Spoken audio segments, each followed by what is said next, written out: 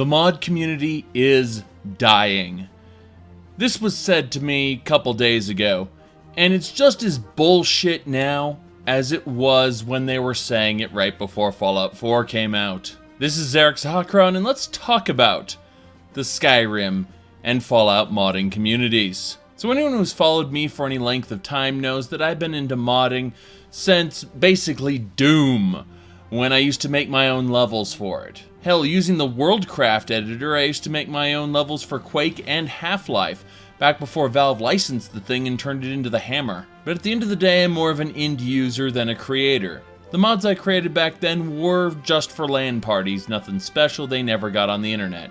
But my point is, through Morrowind, Oblivion, and Skyrim, through Fallout 3, New Vegas, and 4, I've been there, keeping an eye on the modding communities, picking out the mods I liked, and in general, just enjoying the show.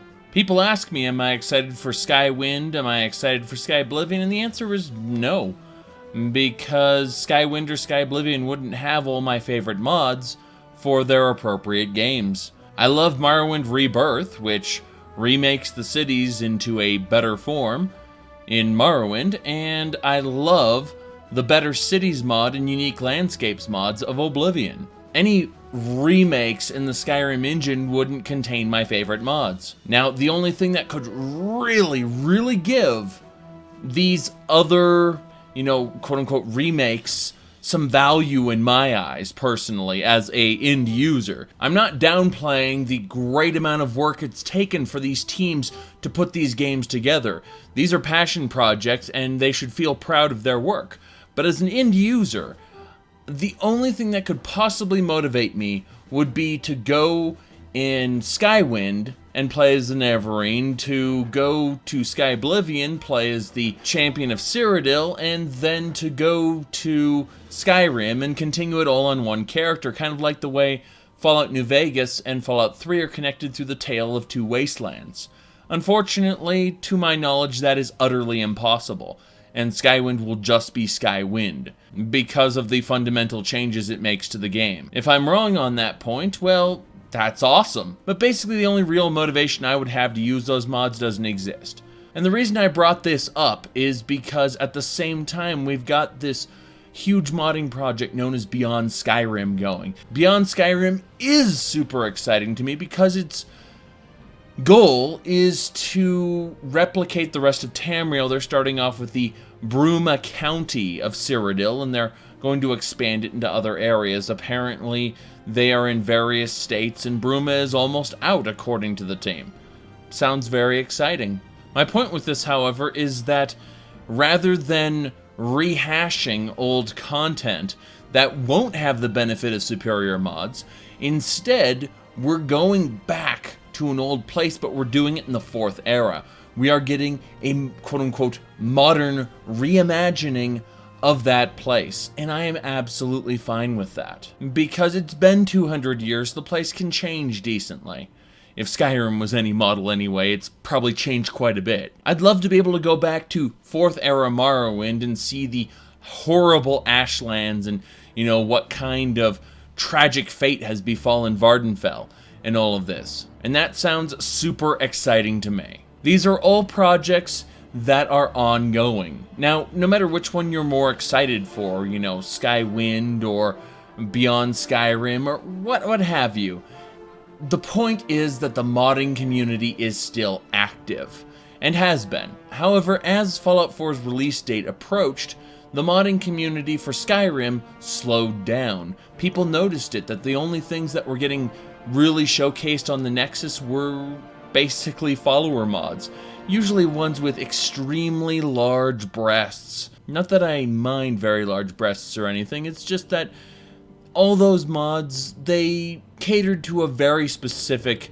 type of gamer. And while my current Skyrim installation does sport the Immersive Wenches mod, I don't think those follower mods were for me. For every really good, detailed, and lore-friendly mod, you can bet your ass there are 7 or 8 extremely weird looking, in the context of Skyrim, anime-faced characters or anime weapons or jutsu abilities or what have you that have no place in Tamriel whatsoever. I mean, if you've ever seen me play my Skyrim Belongs to the Gourds run, that is actually the name of a mod. You should Google when you have the opportunity, and I'll go ahead and link it in a pinned comment, my Skyrim Belongs to the Gourds run, just for shits and giggles, so you can see the female Ulfric Stormcloak and my characters running around with guns from Team Fortress 2. Yeah, I've done all that, for shits and giggles. But the point is that at a point right before Fallout 4 was coming out, that is pretty much the only kind of mods that were in existence. For the most part, everything else was just kind of forgotten about. And so people started screaming at that point that the Skyrim modding community was dying. In reality, everyone was anticipating Fallout 4, and they were getting ready to properly support Fallout 4 by way of making mods for it. Obviously, people want to play the game first, and whenever a new game is basically on the horizon, it either, in the case of games that have been abandoned, it reinvigorates the community temporarily, or in the case of a game that is very, very active, it dissuades people from putting time and effort into that game. And that's what it was doing with Skyrim, because the Skyrim modding community was still very active in the beginning, and then as Fallout 4's release date approached, it began to taper off. Now, when Fallout 4 was officially released, people played it, people noticed real quick that there was no creation kit. So immediately, people started screaming, Fallout 4 doesn't have a modding community, so on and so forth, even though we were almost immediately getting mods that were made in the Skyrim creation kit and ported over. People were going, well, that'll corrupt your saves, things like that. People didn't care. They wanted their mods, and they were getting their mods. And that is awesome in a way. But at the same time, because it took so long for the creation kit to get out, the work that people started to do on Fallout 4 was delayed, and a lot of the interest in the game had been lost prior to the creation kit coming out, and that's unfortunate. Now, the main reason is because it simply didn't have the same spirit of Fallout 3 in New Vegas that people were expecting. Unfortunately, while the heart and soul of the Bethesda open world experience was there, the RPG elements and other things that people had come to expect from earlier Fallouts wasn't there. So a lot of interest in the game died prematurely. And when the creation kit did come out, people realized how limited it was because the script extender wasn't there at the time. So people said, well, we can't completely overhaul the way the game works. We can't revert many of its dumbed down systems back to Fallout 3 or New Vegas status. It simply won't work that way and require a ridiculous amount of work to even be anywhere remotely resembling it. So a lot of modders just plain gave up. And another big problem with the modding community that kept Fallout 4 really slow was the fact that Bethesda updated it. Yes, you have updates as a good thing. They fix bugs, they address issues, things like that, but there were many issues such as your settlers randomizing an appearance every time the cell resets, things like that, which they never fixed, even now. And the big problem was every time mod makers felt like they had created what they set out to create in the first place, an update by Bethesda would cause their mods to break or become incompatible in some way. This was compounded by their DLC release system, which went on twice as long as was originally said, and released, alas, not a whole lot of tools, whilst still managing to break some of the major mods upon every DLC release. So many of the mod makers went into a kind of hibernation where they were ignoring Fallout 4 until Fallout 4 had finished being worked on. The best time to mod a game like Skyrim, for example, is when it stops being supported, because then you know it will not be changed, it will not be updated, and things will not break once you set them in stone. Unfortunately, this took far too long for Fallout 4. Meanwhile, while Fallout 4 was being worked on by Bethesda, a second branch of Bethesda, based in Montreal, was working on the Skyrim Special Edition. People often criticize Bethesda for not releasing a new game and instead just rehashing the old one. They don't understand that Bethesda actually spun off a separate team in order to just work on minor projects like their 64-bit port for newer consoles, which is known as the Skyrim Special Edition. Trust me when I say this, you probably don't want that particular branch developing your next Fallout or Elder Scrolls game. They simply don't have the team for it at the moment, at least to our knowledge. So the Skyrim Special Edition gets announced and promptly released. And what are the Fallout 4 mod developers doing? Well, they tended to like Skyrim more than Fallout anyway. So literally, right after we have this semi-confirmed, this is the final version of Fallout 4, don't worry about it, there won't be any more, then all of a sudden, Skyrim Special Edition. The modding community, like a snap, is back over to the Skyrim Special Edition, prompting everyone to look at Fallout 4, which could have had so much more work done on it, especially if it had proper script extender support to where we could replace the perk system entirely, or we could replace some of the other functions, maybe expand dialogue beyond, say, just 4 options, things of that nature. But one of my friends said it best, Fallout 4 never had a chance, and that's because of the unfortunate reality that the Skyrim Special Edition immediately overrode it. And while there are still people working on mods for Fallout 4, quite a few, there are just as many people working on mods for Fallout 3 in New Vegas right now. That's how ridiculously low the modding community is in terms of activity compared to something like original Skyrim or the Skyrim Special Edition. And there's a lot of arguments about how the Skyrim Special Edition isn't getting the kind of support, at least from the modding community, that should be, and the modding community is dying as a result. But the reality of the situation is simple. The Skyrim script extender is in an alpha state, which has not been released to the public. It is something that is very actively being worked on. And when the 64-bit version of the Skyrim script extender is done, then we'll probably see that kind of support again. But for now, the Special Edition has a fraction of the mods the original edition did.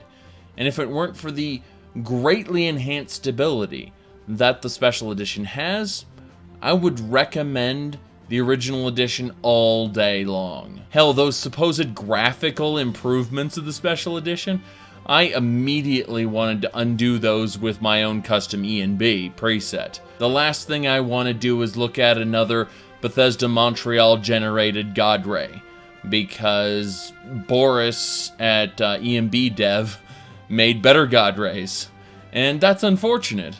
That is most unfortunate.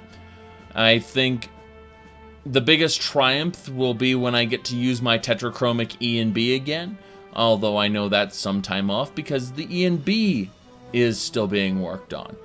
My point, though, is that eventually E&B will be up to its standard, script extender will be up to its standard, and we can then enjoy all the mods we want. But for now, we have this constant stream of people screaming, the modding community is dying.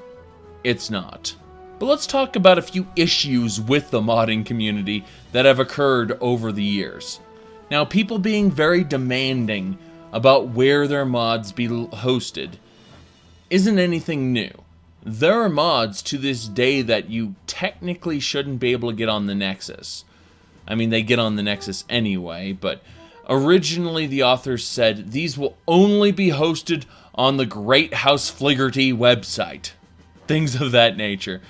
And we look at mods now, and pretty much everything is on the Nexus, but the Nexus is very, very strict and controlling about what can be uploaded and by whom.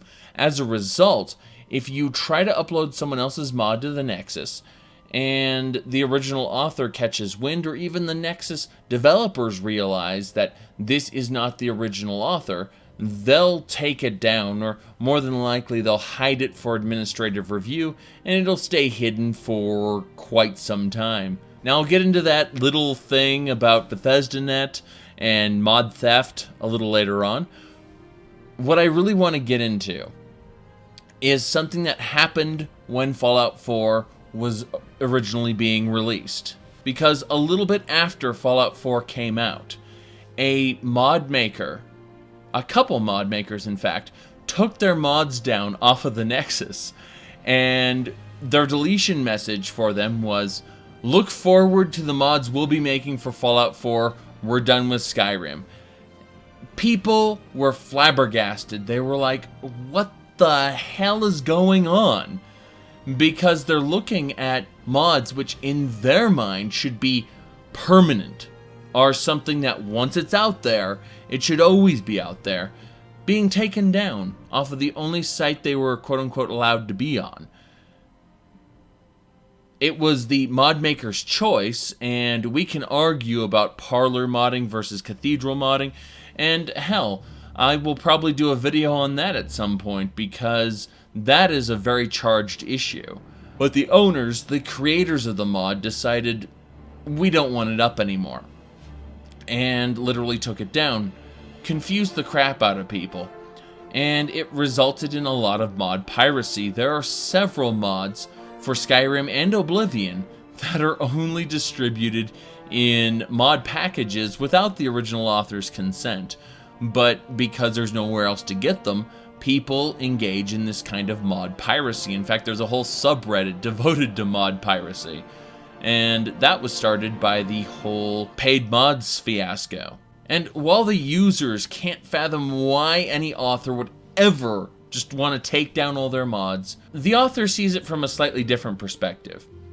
The author gets requests for features, the author gets complaints about their mod, the author gets tech support requests when something doesn't work right with another mod. This happens all the time for every mod maker. And if the mod maker is too busy doing other things, such as having a real life, they are sometimes attacked by the community for not properly supporting their mod, as if putting that mod out there means that they immediately are going to support that mod until the end of time. Spoilers, they aren't. It's a hobby. But as a mod maker, as a creator in general, having to see your work criticized and otherwise used by other people can be kind of irritating. Irritating to the point where they would take it down because it was no longer being supported.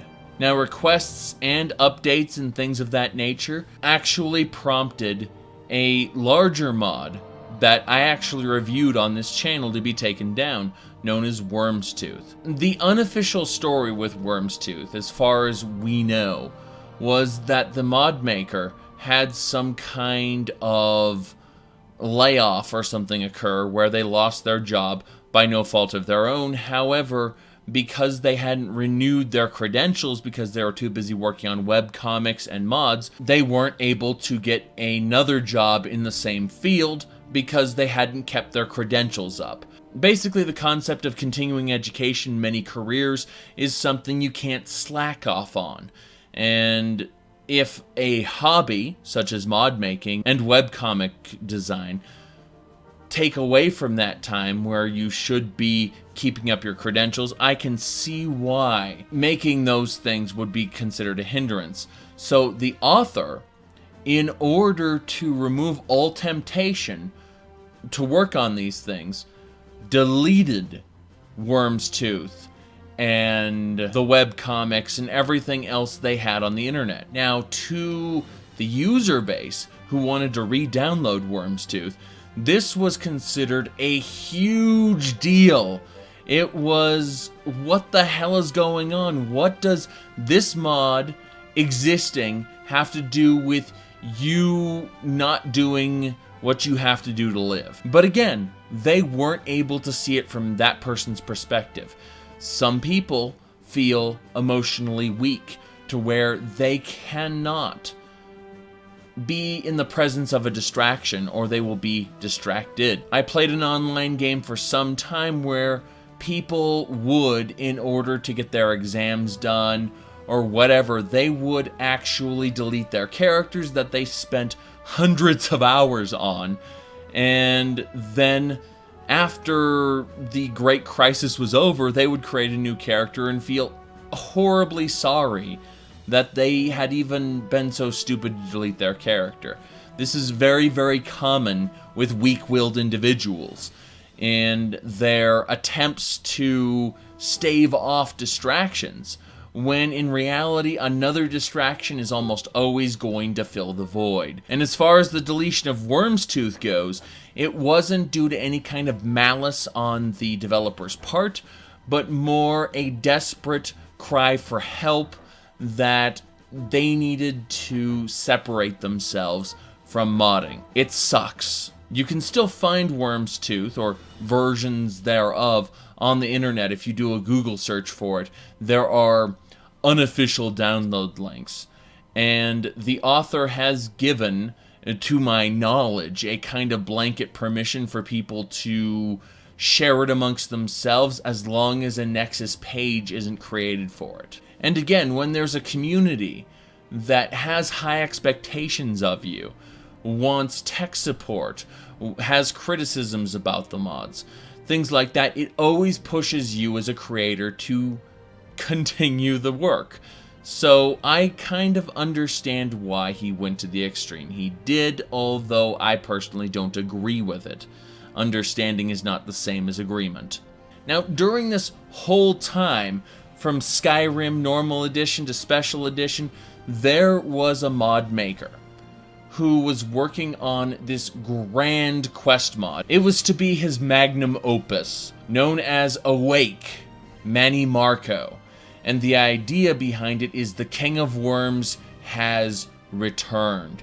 It was going to be this great quest saga. So after working for years on this particular mod, after going through all these details, after releasing trailers, and working with other mod makers, the result is, all of a sudden, after all this hype, after countless people asking me during live streams, what do you think about this mod?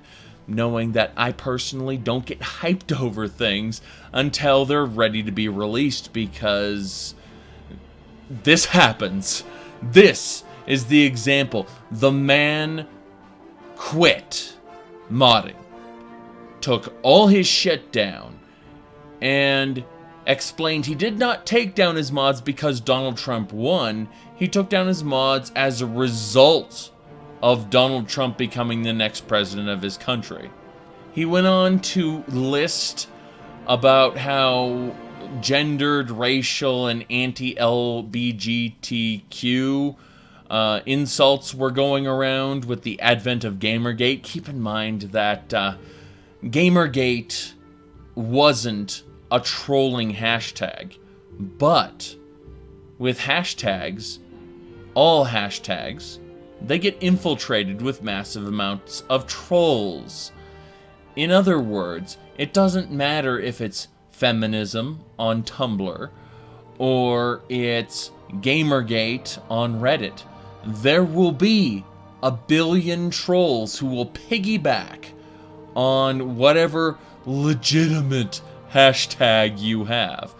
And the other side will always use that as justification. They're attacking me. They're terrible people. Some of them are terrible people. But a vast majority of the vitriol hate you get are indeed trolls. But he decided somewhere in his head that everyone who voted for Donald Trump voted for racism, sexism, xenophobia, and so on and so forth. And this is the standard fallacy that both the right and the left get into, where everyone who disagrees with you is evil. And he went on to explain how a real-life Nazi somewhere likes his games, and that's why he quit. Because he's serving more Nazis than he feels comfortable serving. He basically had an existential crisis, flipped his shit, and tore absolutely everything down. I'll have his Reddit post linked in a pinned comment as well, because why the hell not? But I assure you there's a lot of him judging people and labeling people, because clearly he does not have an open mind. And tolerance is the exact opposite of what is being shown here. In fact, there is a level of pettiness toward the end of the comment, which, quite frankly, I can't abide. And that's why I personally label him a douchebag. Am I wrong? Go check out the comment for yourself. But say what you will for the Wyrmstooth developer. At least I felt in that case sympathy toward the person. But in the case of the Civil War Overhaul developer, known as Apollodown, I just have to shrug. People say this is what's wrong with the modding community. The entitlement. But you have to understand that there is a great deal of time and effort invested into making mods. Hell, back when I used to make them myself for older games, they would take quite some time to create. We have more sophisticated tools now, but it still takes just as long, if not longer, to do the same amount of things within a three-dimensional plane. When you start throwing scripts and actors, and you start dealing with the fact the creation kit crashes all the freaking time, I have no desire to be a mod maker myself. Although I have at several points given suggestions to mod makers, I don't have a problem doing that. There's a huge difference between Apollodown and the developer of Civil War Overhaul, the guy who was working on the Mannimarco mod, and what he did versus Jonkster, the person who did Wyrmstooth, versus active developers such as Arthmore, who did the alternate Start Live Another Life mod, versus the very, very open Chesko and what he does. And if you have any money left over after donating to my Patreon, that is patreon.com/thehackeron, you can always go over to Chesko's Patreon and give him a donation, because between Campfire, Frostfall, and the new Survival Overhaul Last Seed, he has made some amazing stuff. But even Arthmore and Chesko are very, very adamant about the rights of mod authors, regardless of how, these other people may have acted. One person selfishly deleting all his mods because he couldn't be tempted anymore, and another guy selfishly deleting all his mods because he went on a wacko political rant. They still, to my knowledge, endorse his right to do it. Could be wrong on that, but based on some of their posts that I've read, that's how it seems to be going. And then finally, you have Rye. For those of you who don't know, Rye is the guy who made Rye Bash, Rye Smash. Whenever you talk about a bashed patch, that's the guy who made it all possible. He believes in open modding. It's something I will talk about in a future video. Parlor versus Cathedral modding and the implications of both.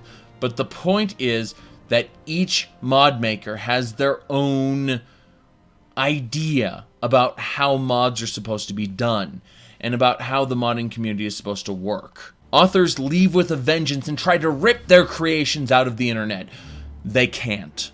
Once something's on the internet, it stays on the internet. And while they may be able to DMCA, copyright claim, take down on all the things hosted in the United States, there are websites, such as in Romania, for instance, that will host these mods against your will. And unfortunately, as the Skybirds developer found out, there's no legal framework currently for taking those mods down. Now, not to say that you couldn't build that bridge through enough diplomacy, but that isn't worth the average mod maker's time. Between Russian sites and Romanian sites, there's really nothing you can do about it.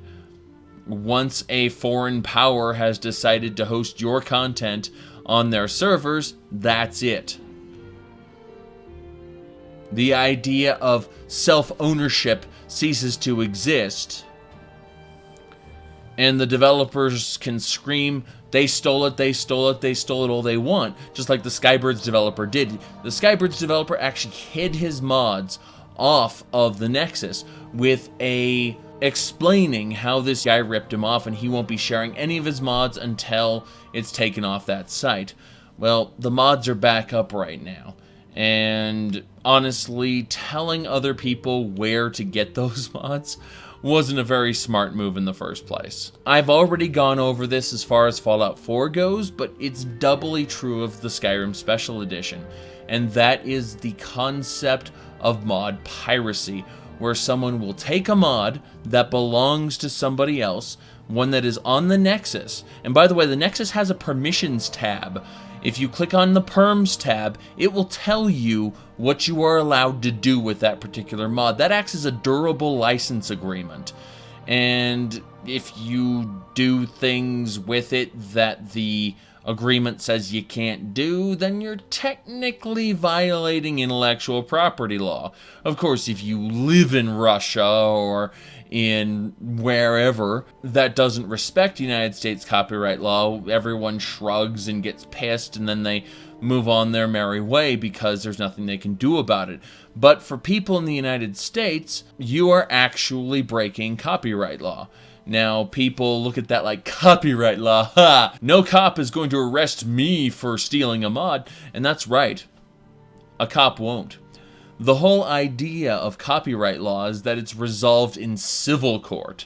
In other words, if the mod maker feels that you have wronged them, then they could, in theory, assuming you live within an area that, you are susceptible to this, they could sue you.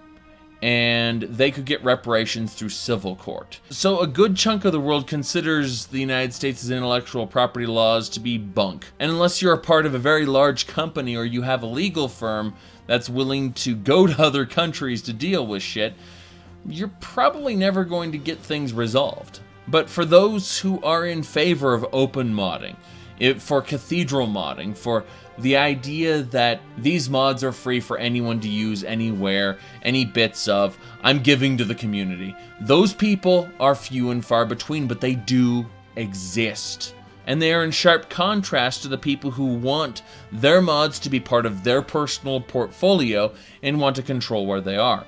Now, why did I mention all of this? It's because, again, the Nexus has these permission tabs as a durable license agreement. There are mods that were made for the Skyrim Special Edition which were never put on BethesdaNet by the original author. However, people who have access to the PC version have downloaded those mods off of the Nexus, and they've actually gone ahead and put them up for use on consoles without the original author's consent. There is no claiming framework like YouTube or Facebook or any of these other services have.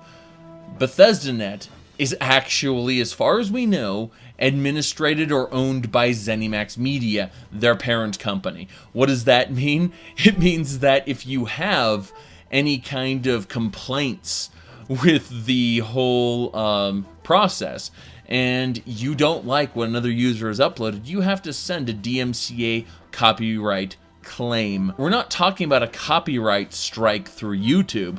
We're talking about an official legal notice, which is, if you lie, perjury under the law. It's kind of a big deal. You have to literally send ZeniMax a DMCA, a full legal notice, for them to do anything about it. To our knowledge, other than for sexually explicit material or things that violate their own copyright, where, for example, if you were to take Morrowind or Oblivion content and put it into Skyrim directly, they would consider that a violation. But other than those very clear violations, they basically don't curate their own system.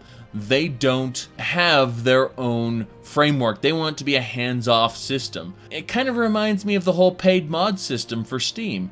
Remember that Valve was originally offered Bethesda curation tools, the ability to basically put these mods up for review before they were allowed to be sold, so that people could double check that these actually had features and they weren't just scams and so on and so forth. The funny part is that Bethesda unilaterally rejected all those features and wanted a hands-off system with no curation built in. That mentality is what BethesdaNet became. And I think it's because that's what they originally wanted. Either way, it sent ripples out into the modding community, and now there are many mods that have huge disclaimers that say this mod may not be placed anywhere on the internet other than on the Nexus, and things of that nature. And make no mistake, there are certain mods which are amazing, like Digital Cleaner's Castle Vogelhar Overhaul mod, which I really like, that can only be found on BethesdaNet and you will never see on the Nexus. Now, the mod author has done some questionable stuff in the past, but you can check out some of my other videos. I know I've mentioned them in the past. I'm done talking about them. The point is that there are mods on both platforms that can't be gotten anywhere else unless you violate copyright. And it's very interesting to see how things are going. But to sum it up, despite the shit show that is the current state of the modding community, it's not dying, it's not dead. Some people leave because of crazy reasons, other people leave because of more reasonable reasons, but it doesn't really matter, because there will be other people making other creations. And as long as people are fans, and Bethesda continues to support modding to a certain degree, then Bethesda games, both Fallout and Elder Scrolls, will be extremely long-lived. They will retain their relevancy long beyond their date. Because I hate to say it, how did I get over 2,000 hours of Skyrim? Mods, of course. Tons and tons of mods. So the question I've had time and time again is, what is the one singular best mod for Skyrim? And the answer is Indoril. Indoril replaces the land of Skyrim with the land of Indoril, placed in the world of Vin. Other games set in the world of Vin are Arctwind for Morrowind and Nehrim for Oblivion. In short, this team has been doing total conversions for a long time. They've gotten very good at it, and I can tell you that other than the fact that they used Skyrim's engine and assets as a base material, the story's better, the gameplay's better, the NPCs are better. Everything about Indoril is better than Skyrim. And you know what? They didn't just make the mod, they then released an expansion pack to their mod. Modding community? Dying? Dead? No. Definitely not. Either way, thank you all for watching my incredibly long rant. Check the links on screen for more content, and I will see y'all next time.